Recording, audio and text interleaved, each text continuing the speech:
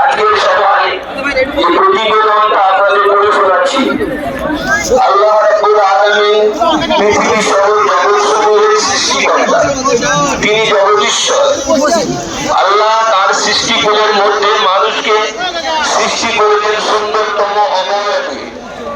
কোন প্রকৌশলী যন্ত্র বা যান তৈরি করেন, তখন তার ব্যবহারের জন্য একটি ম্যানুয়াল তৈরি করেন, যা সেই যন্ত্র বা যানকে চালিত করার জন্য দিক নির্দেশনা প্রদান করে।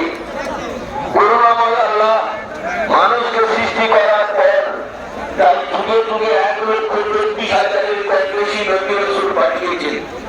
আদম সন্তানকে রব্বুল আলামিন মনোনীত দিনের মাধ্যমে সঠিক পথে পরিচালিত করার জন্য, সঠিক দিক নির্দেশনা প্রদান করার জন্য হযরত নূহ আলাইহিস সালাতু ওয়াস সালাম যাকে মনু বলা হতো, হযরত মূসা আলাইহিস সালাম যাকে মোজেস বলা হতো, হযরত ঈসা আলাইহিস সালাম যাকে যিশু বা ইয়েশু বলা হতো, আল্লাহর বার্তা বহন করে পথভ্রষ্ট মানুষদের হেদায়েতের পথ দেখিয়েছেন।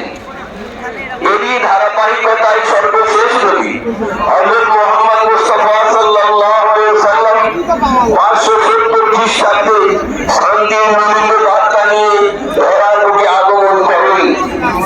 কুরআন মাজিদের সূরা আম্বিয়া আয়াত নম্বর 107 আল্লাহ ইরশাদ করেন, আমি আপনাকে বিশ্ব জগতের জন্য রহমত স্বরূপ প্রেরণ করেছি। তিনি আল্লাহ প্রেরিত সর্বশেষ নবী ও রাসূল। কিয়ামত বা মহাপ্রলয় পর্যন্ত আর কোন নবী বা রাসূল দুনিয়াতে আসবেন না। প্রিয় নবী সাল্লাল্লাহু আলাইহি ওয়াসাল্লামের মর্যাদা এই স্বল্প পরিসরে বর্ণনা করা সম্ভব নয়। তাই শেখ সাবির দ্বারস্থ হচ্ছি। তিনি বিশ্ব নবী সাল্লাল্লাহু আলাইহি ওয়াসাল্লামের উদ্দেশ্যে লিখেছেন,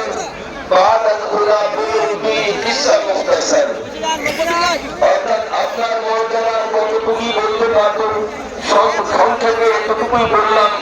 আল্লাহ